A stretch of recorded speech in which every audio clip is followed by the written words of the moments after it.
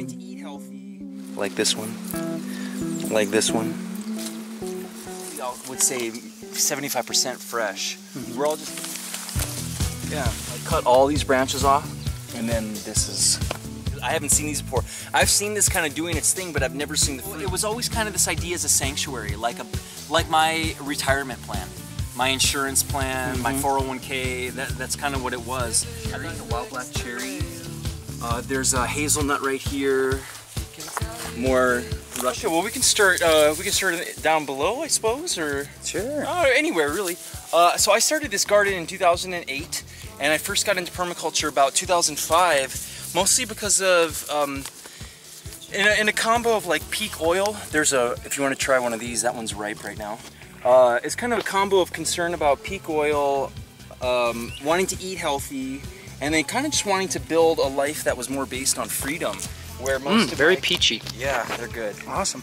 Most of the expenses would be taken care of. I'd been living in Europe out of a suitcase for maybe a year in 2003, 2004, and I really got used to that simplicity, and I started reading books like Voluntary Simplicity and Radical Simplicity was another one, and those really kind of inspired me. So I wanted to set up an environment that was more conducive to freedom, where I didn't have a lot of bills and people could come and just live here and then be able to pursue their art or read books that they hadn't been able to read.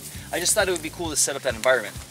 So maybe I saved up really hardcore for about 3 years, and then I ended up buying this piece of property, which was actually going to be used for a model home somewhere. They were going to build it here, some strangers that we didn't know, and then they ended up, they ran out of money, so they didn't do it, so it was kind of an abandoned lot for about 5 years.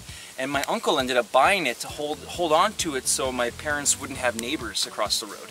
And then I ended up buying it from him. So now they have me as a neighbor, which I think is kind of funny. With a teepee and everything. If it was anybody else, I'm sure they'd be complaining.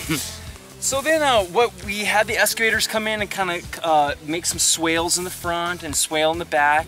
If I would have been able to do it again now, knowing what I know with some of the subholter stuff, I would have made really big berms coming off the slope. But the way the wind comes in on this dead end, it still pops up because of the slope here, but I would like to make it a little higher. So just trying to do more of a windbreak, and I would have planted a lot more black locust right away as well. Black locust and sea buckthorn, those grow really fast. So the neighboring tree line is maybe 100 to 200 feet away. Do you get some swirling wind? Do you feel like that? Oh yeah. Some seasonal events blow down enough to knock trees down, or does it just cut into your growth, or why the concern about the wind? I would think it's cutting into the growth. Yeah, and Martin Crawford always said that too. He's like, if you can block the wind out, you'll get maybe 3 times the speed. Right. And I definitely didn't early on. It would just kind of barrel through here, and so now I'm trying to. Now that these are up, this is a lot better. This was all. Kind of like those white poplar trees back there, but just every so often, very unproductive, building soil, like I've heard something like 1 inch every 1,000 years, just thin little layers of poplar leaves. And so I cleared that out and made a big meadow, filled it full of fruit trees, and this was actually, once I cleared it out, it was flat, and now it looks like that again, so it's grown incredibly fast. Okay. And a lot of the ground cover actually was a lot of white clover, but the grass kind of creeps in, and there's some native wildflowers like this guy and this guy. They always kind of come in. A lot of Russian comfrey here, which actually kind of, it gets too tall, and then you can see where the wind comes, it kind of knocks it over, and then we have all the new sprouts coming right there. So eventually I'm going to chop that, and I could even, you know, this would be a cool farm product. I could sell the leaves as a tea or something, but I like to use it. I wrap it around the fruit trees, and the fruit, I think because of that, we have some really good growth lately. I've seen people drying out the roots and selling the roots. Oh, sure. Because they keep for a long time, and they're selling a root for $5-6. Is it really valuable? Medicinally, or to replant it. Or to replant. Yeah. Chop it into 6, and you got you know, comfrey for $1. I was thinking that too. Yeah, actually spreading it around some more, even just on this property.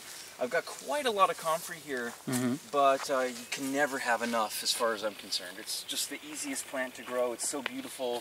The leaves are super lush. Is this another comfrey? What is this? Yeah, it's a different kind. It's a white flower. So we've got this girl and then these. And then I have another kind, which is the true medicinal up in the garden there, which is a lot more lacy. Cool. And yeah, I really like them. you know, kind of lilac and this Russian sage. One of my favorites of this garden, this forest garden, is the Nanking cherries. And they, I just really love. I mean, the deer don't seem to bother them at all, and it's got a really nice fruit. If you want to pick a couple, yeah, feel free. Now you were saying that you have been doing jams and jellies? Yeah, mostly jams and jellies or just fresh eating.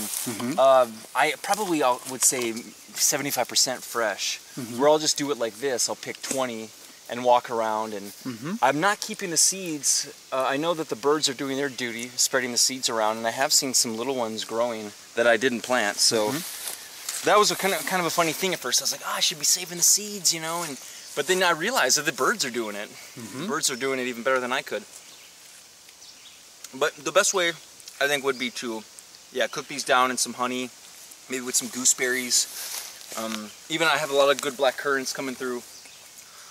We have some really nice apricots. This is probably the best tree, I would say, as far as growth-wise, where this was maybe 5 feet tall 4 years ago. And because I did a massive bed of wood chips all the way through here, I think the growth in this bed is maybe like twice as fast. Are you getting apricots? Yeah, there's a couple. Gosh, I know that there's some. I've seen some. And you got a grape growing up it? Yeah, the grape is really kind of pestering a little bit, but they seem to be both very happy. I should probably add in some bat guano or some kind of high phosphorus stuff, but right now I just like the way she's going, so I don't bother her too much. A lot of comfrey down on the bottom for the lower layer, and I even had some like Shasta daisies in here, and then they just kind of disappear. It's just kind of what happens. I even have some the like, deer buffet. Yeah, or they just get out competed by the lush growth of the Juneberries and the apricots, and there's a Nanking here again, and I have some yarrow kind of mixed in, but I can make these wood chip pathways that just make it so much easier to walk through this place. And because beforehand it would almost look exactly like this, so I would just take my little spot and then that's it. You know, not too much to ask for. And I still always have to keep trimming these back so we can walk through a little bit easier.